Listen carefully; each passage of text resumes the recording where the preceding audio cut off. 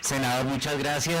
A continuación, el coronel Camilo Andrés Suárez Aldana, presidente del Tribunal Superior Militar. Ya ustedes entenderán la experiencia y el conocimiento que él tiene. Además, es el operador jurídico por excelencia de todo el tema que hemos venido conversando. Nos queda un esfuerzo final, después viene el doctor Alfredo Rangel. Creo que las presentaciones han sido muy enriquecedoras y vamos a hacer este esfuerzo final de estas dos presentaciones para abrir el debate. Muy esperanzadora la presencia del senador Lozano acá. Quiero expresar de manera muy especial mi complacencia por este espacio que se nos ha brindado a la justicia penal militar, pero celebro particularmente el que vuelva a la discusión de la justicia militar a la academia. Yo soy un abogado formado en los años 80, parte de los 90, en mi pregrado, y alcancé a ver en ese lapso de tiempo justicia penal militar, y algunas facultades de derecho tenían en su programa justicia penal militar.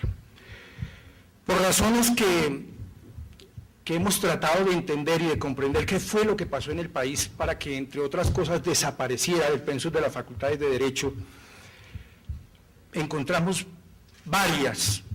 Podría obedecer a un momento histórico donde tuvo presencia el Estatuto de Seguridad e involucrarlo en el tema de la justicia militar cuando la propia justicia militar no pedía ser involucrada en una administración de justicia que procesalmente no estaba diseñada para juzgar e investigar civiles.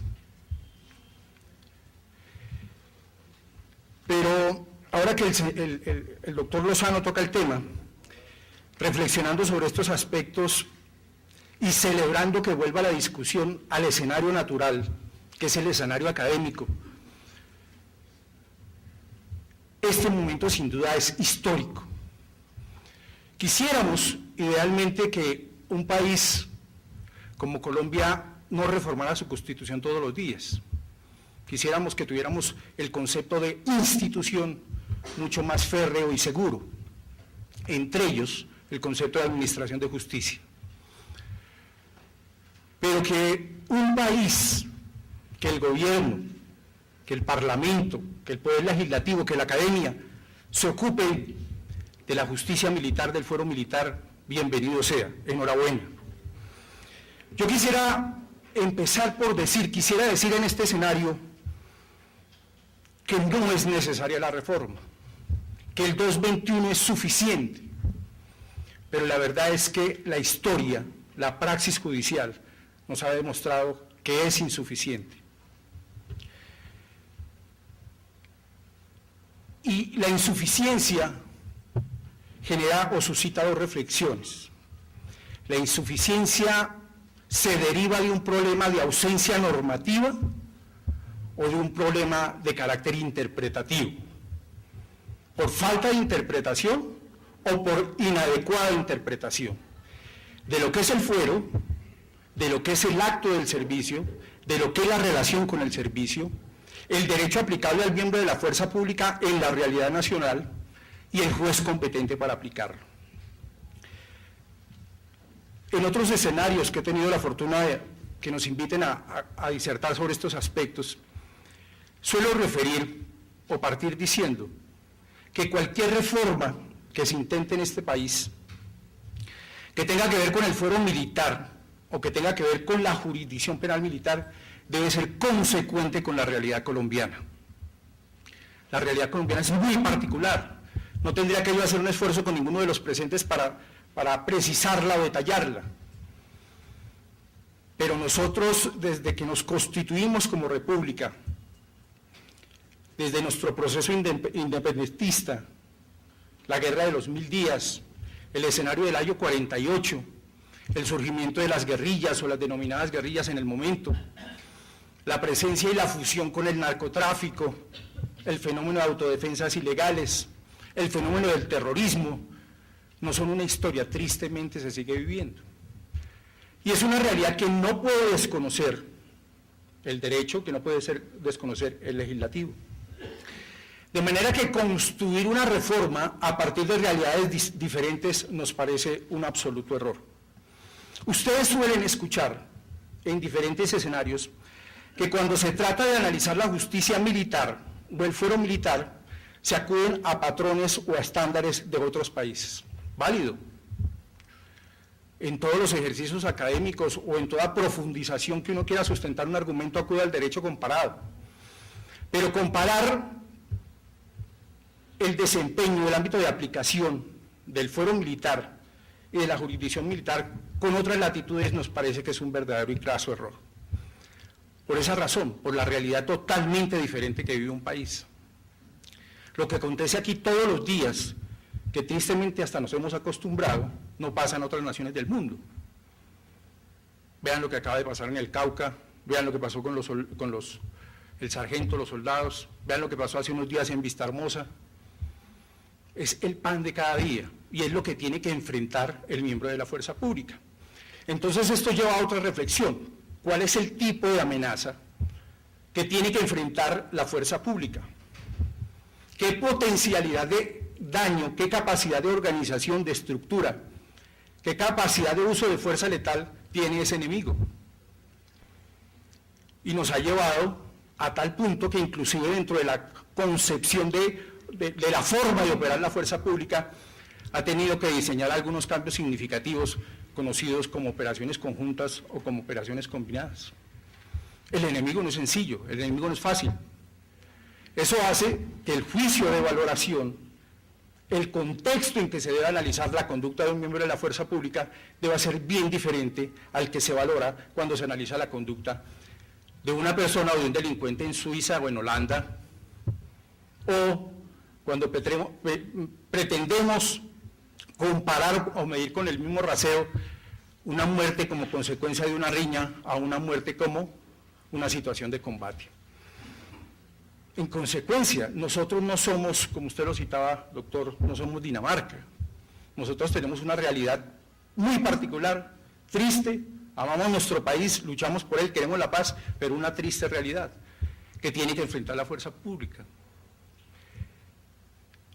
Comparar la justicia militar con países totalmente en paz, no solo en paz, sino sociológica, antropológica, geográficamente distintos, también nos parece que es un error. Yo suelo citar una comparación, varias veces nos hemos reunido con oficiales de justicia militar de Holanda, del Canadá, de Suecia, y nos referían que su justicia militar opera cuando un oficial se embriaga, cuando un oficial tiene un problema de una situación de un accidente, de una situación culposa. Aquí la justicia militar vive comprometida en cantidad de situaciones, entre otras porque tenemos plena competencia. Otro error es comparar las justicias militares, el extremo, con países donde las justicias militares tuvieron protagonismos en escenarios de dictaduras, fenómenos como Argentina o fenómenos como Chile. Nuestra justicia militar, nuestro fuero militar, siempre ha tenido vocación constitucional. Desde la cita que hace el doctor Velázquez de las ordenanzas de Carlos III hasta la Constitución del 91, siempre el fuero ha sido dispuesto por el constituyente primario desde la perspectiva constitucional. Pero, como funcionario de justicia penal militar, debo decir que eso que se denominan algunos espacios que uno trata de comprender al miembro de la fuerza pública, al combatiente, como inseguridad jurídica, quiero revelarles que para nosotros, los operadores judiciales, por hablar en los términos en que hoy se habla, también existen fenómenos de inseguridad jurídica. La verdad es que no ocurre. Y no solo ocurre en el escenario de la justicia ordinaria, sino en veces también en el seno de nuestra propia jurisdicción. Y entonces empieza uno a decir, hay una dificultad en la interpretación, pero ¿cómo puedo corregir el tema de interpretación? Tengo que corregir todos los programas desde el pregrado para formar un nuevo modelo de abogado, un nuevo modelo de juez, una nueva concepción de la institución de la justicia para que haya verdadera justicia. Lo cierto es que la dinámica, como lo empecé diciendo, la praxis judicial nos ha demostrado que por vía de esas interpretaciones el artículo 221 se quedó corto. ¿Qué explicación he encontrado yo en este tema? Para mí la justicia militar debe explicarse a partir del artículo 116 y no a partir del 221. Y el 116 por una potísima razón, porque el 116 determina quiénes administran justicia en Colombia, y allí se establece que también administra justicia, la justicia penal militar. Y a partir de esos contenidos, simplemente uno esperaría que el constituyente hubiese desarrollado la jurisdicción. Observen ustedes que cuando la Carta Política refiere a la administración de justicia, entran en diferentes artículos a precisar cuál es la función de cada una de las jurisdicciones. Por ejemplo, hace precisiones en punto de lo que hace la Corte Constitucional, de lo que hace el Consejo de Estado, de lo que hace la Fiscalía General de la Nación, pero no hizo mención alguna de lo que hace la justicia penal militar. Enunció en el 116 que administra justicia y reconoció el derecho y la garantía en el 221 y lo armoniza o trata de morigerar uno por vía de interpretación cuando el 221 dice conforme los parámetros del Código Penal Militar.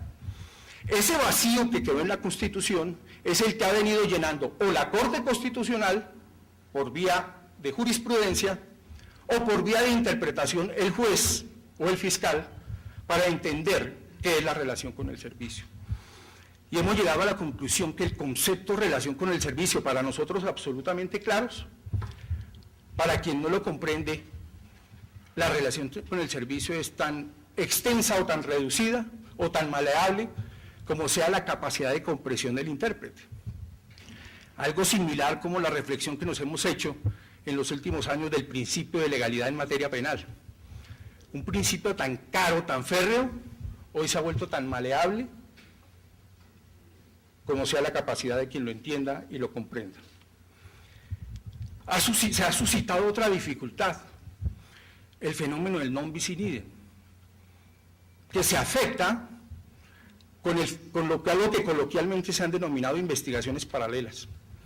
Estamos enfrentados a donde una misma situación fáctica es investigada por la justicia ordinaria y por la justicia penal militar. Y entonces uno diría, pues muy sencillo, trábese un conflicto y vamos al ámbito de la Consejo Superior de la Judicatura para que resuelva el conflicto. Pues encontramos que también en ese tema hay un vacío significativo. Si ustedes miran con detenimiento, van a encontrar que el artículo 54 de la Ley 906 o el 274 del Código Penal Militar fueron institutos procesales diseñados para resolver los conflictos de competencia al interior de las jurisdicciones, no para resolver el tema cuando dos jurisdicciones se enfrentan. Y ese problema no lo habíamos evidenciado cuando enfrentábamos la Ley 522 con la Ley 600. Pero cuando aparece en el panorama jurídico del país la Ley 906, el problema se complicó. No solo porque en este nuevo modelo procesal hablamos de evidencias, de todo lo que ello implica, sino porque la Fiscalía en ese escenario perdió las funciones jurisdiccionales y aparece un juez con función de control de garantías. Pero nosotros tenemos un juez de instrucción que tiene plenas facultades de afectar derechos fundamentales, y cuando el tema se plantea al Consejo Superior de la Judicatura, el Consejo Superior termina a través de sus decisiones legislando. Pero en cada una de ellas legislando de forma diferente o inventando o diseñando un procedimiento. Esa es otra expresión de inseguridad jurídica. Y cuando yo digo que nosotros también sentimos la inseguridad jurídica, me estoy refiriendo a eso. Con absoluta convicción planteamos un conflicto de competencias entre jurisdicciones y se hacen argumentaciones supremamente frágiles o débiles sobre lo que es el conflicto de competencias.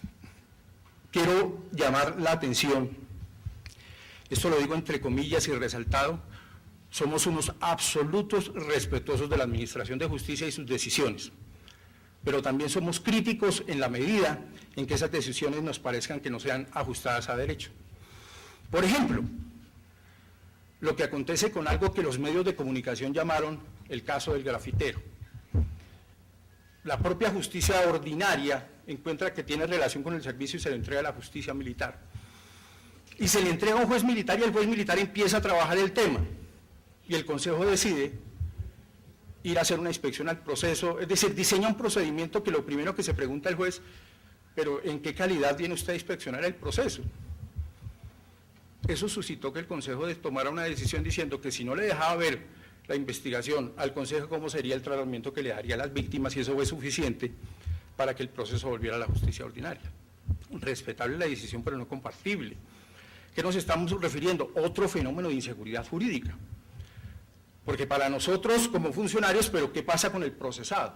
¿Qué pasa con el procesado o qué pasa con su defensor que tiene la seguridad que legalmente un procedimiento se debe regir como lo establece la ley, pero alguien termina construyendo derecho o inventándose unas figuras exóticas por demás y que uno no encuentra manera de rebatirlas? Y entonces uno se pregunta lo que planteaba el doctor Prieto hace un momento. ¿Qué es lo que acontece entonces con nuestra jurisdicción, con el fenómeno que han denominado desconfianza? ¿Qué es lo que ha suscitado la desconfianza o en qué momento de la historia se generó o se creó la desconfianza? Miren, la justicia militar sufre una transformación significativa, monumental, podríamos decirlo, en el año 2000, cuando, como lo denominan algunos, se separa de la línea de mando, se crean el Cuerpo de Justicia Militar, y en adelante en el proceso penal militar tienen que intervenir un investigador, un fiscal que acusa, un juez que juzga, un juez con formación de abogado, y que tiene la absoluta capacidad para investigar los delitos que le correspondan, dentro del ámbito de su competencia, obviamente.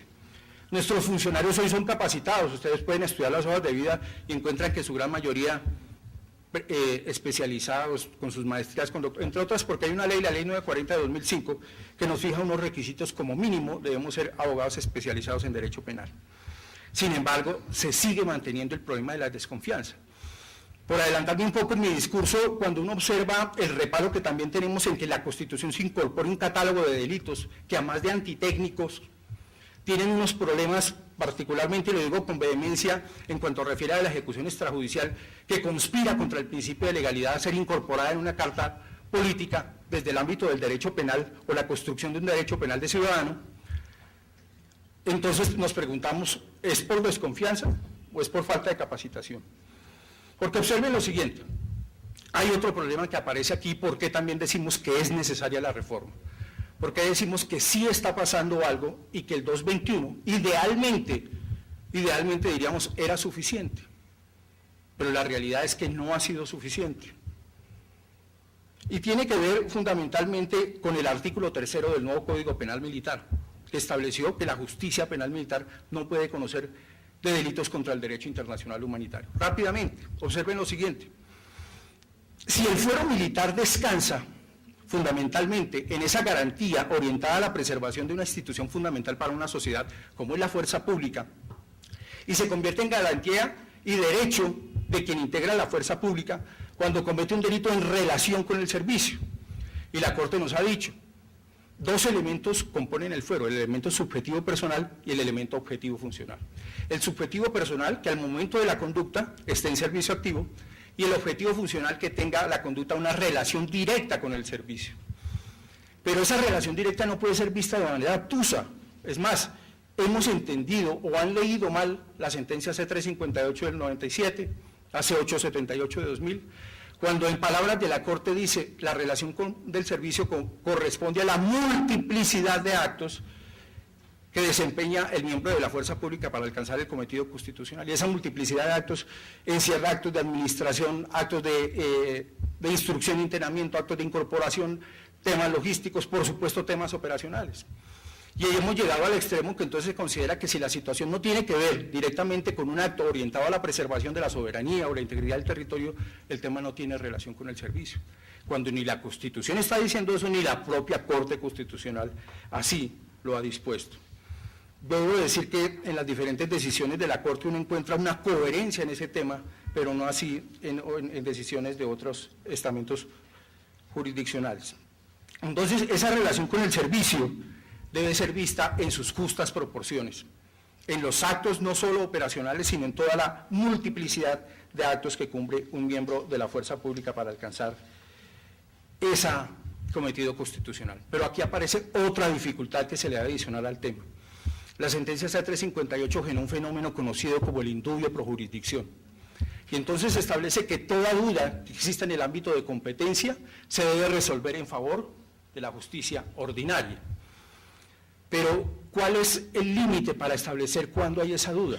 Cuando el discurso, como usted lo tocaba, mi coronel, empieza a deslindar si es que lo veo exclusivamente desde la línea de la víctima o si en ella debo incorporar también la actitud o la conducta del investigado, del procesado. Y en esa reflexión o en ese análisis que se hace de si hay duda o no, o si un caso es de la justicia penal militar o no, la verdad es que se presentan unos fenómenos que son supremamente complejos. Y hemos llegado a preguntarnos si en la valoración que se hace para establecer el indulto pro jurisdicción se comprometen en veces en esas decisiones argumentaciones que comprometen el principio de presunción de inocencia. Es decir, así se pretendiera evitar valoraciones de responsabilidad. Tristemente hemos encontrado que algunas decisiones entran a hacer análisis de ese tipo para establecer que el acto efectivamente no tiene relación con el servicio.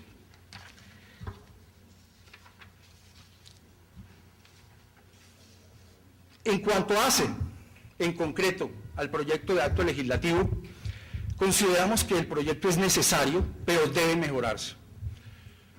Pensamos que el proyecto no debe hundirse, el proyecto debe mejorarse, debe armonizarse, como usted lo ha planteado, señor senador, y quienes me han precedido, en el sentido de que debe estar orientado a fortalecerse, a mejorar, a evitar esos temas de interpretación y precisar los ámbitos de competencia.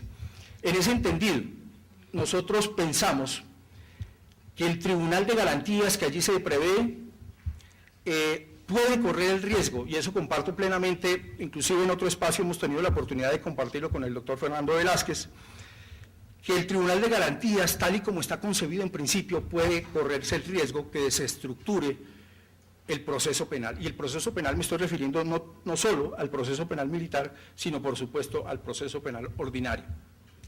Creemos que el diseño que tiene de otorgar al Tribunal de Garantías una doble función de manejar todas las actuaciones propias de las actuaciones de las audiencias preliminares, de resolver temas, por ejemplo, como una medida de aseguramiento, pero otorgarle igualmente facultades para que haga control a la acusación, control formal y control material, se le está dando una doble capacidad que no debe tenerse en un sistema adversarial y de partes como es el que tiene la justicia ordinaria y que tiene el proceso penal. Nos parece que también ese diseño puede correrse el riesgo que se vulnere el principio de la doble instancia, porque allí se pregunta si el tribunal va a hacer un control de la acusación, cómo resolver el tema si la defensa o la parte civil o el Ministerio Público no comparten la decisión del Tribunal de Garantías, no se ha diseñado si entonces el tema tendría que subir a la Corte. Sobre todo que se le da un nivel de... Si rescatamos que el Tribunal de Garantías se ocupara exclusivamente de lo que tiene que ver con la audiencia preliminar y con el tema del conflicto de competencias. El diseño que eso propone nos parece que es el adecuado, es decir, resolvería el tema de las dificultades que les estoy planteando en punto de la colisión, pero le incorporaría un plus en cuanto tiene que ver con el conocimiento de que estuviese integrado por magistrados civiles, pero por magistrados también, miembros de la fuerza pública, expertos en temas militares y expertos en temas de justicia penal militar. Hay otros aspectos, doctor Fernando Velázquez, que los tengo plasmados en la ponencia y le haré entrega a la universidad, pero no quiero terminar sin llamar la atención fundamentalmente que respecto de la comisión técnica que aquí se refiere, la verdad uno no le encuentra un diseño coherente en el sistema penal colombiano. Sobre todo porque en Colombia el derecho penal, saben ustedes, descansa sobre dos principios fundamentales, el principio de legalidad y el principio de culpabilidad. Y allí aparece un principio que es el de oficiosidad, y el ejercicio de la acción penal lo tiene tanto la Fiscalía Penal Militar como lo tiene la Fiscalía Ordinaria. Observen ustedes que es tan cierto lo que estoy diciendo, que si ustedes miran el acto legislativo 03 de 2002, van a encontrar que el acto legislativo hizo una excepción, cuando dice se exceptúan los delitos cometidos por los miembros de la fuerza pública. No estaba diciendo otra cosa que la Constitución, dicho de otra manera, pero llegamos a la misma conclusión, que los delitos cometidos por los miembros de la fuerza pública en relación con el servicio no tiene competencia el fiscal general de la Nación, sino la jurisdicción penal militar. Y eso es avalado en la sentencia C-591 de 2005, donde se ratifica el tema que hemos planteado. Entonces nos parece que esa comisión mixta puede vulnerar o socavar esos principios, puede afectar inclusive las garantías que pueda tener el propio procesado, porque nos preguntamos de qué manera va a llegar a la escena, cómo puede contaminar la escena, cómo puede afectar la cadena de custodia, cómo puede afectar el principio de mismicidad, sobre qué elementos va a ser el juicio de valoración, y se presentan las tres dificultades que también se plantearon, si van a haber tres entes, uno ex ante o in factum, que en los hechos va a determinar la competencia, otro el Tribunal de Garantías y otro el Consejo Superior. Eso generará sin duda una seguridad jurídica. Debo decirlo con absoluta responsabilidad que no compartimos el tema del Tribunal de Garantías. Termino diciendo lo siguiente.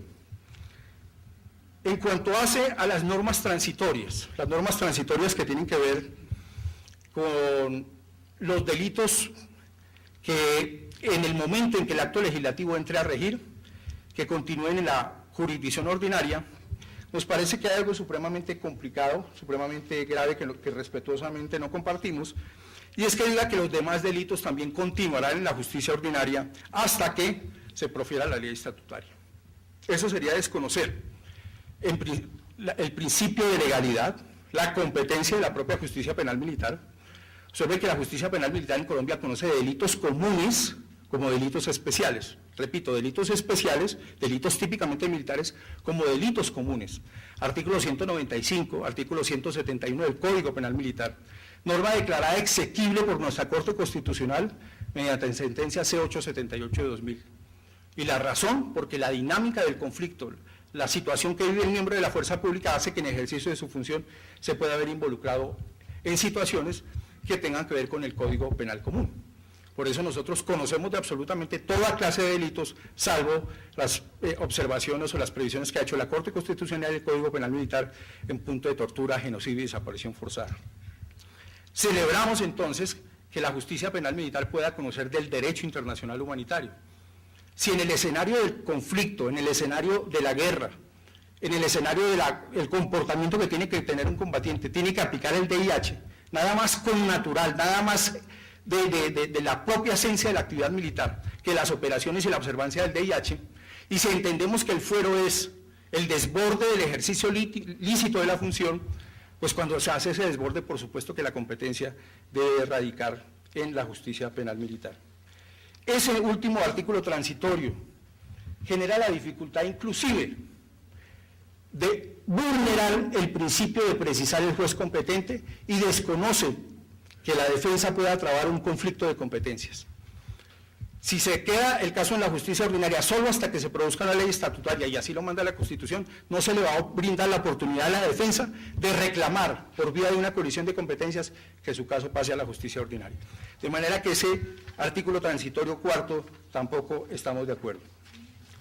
Queremos pensar, entendemos que este acto legislativo se desarrolle dentro de un concepto que dé garantías al miembro de la fuerza pública, que dé garantías a la administración de justicia, que consulte las realidades de la justicia material, que reconozca en la aplicación y la valoración de la conducta de un miembro de la fuerza pública los contenidos de un derecho penal de ciudadano. Pero ni siquiera quisiéramos sugerir que los errores interpretativos encuentren alguna justificación en lo que algunos han denominado, cuando se valora la conducta de un miembro de la fuerza pública, como un derecho penal de enemigo. Muchas gracias.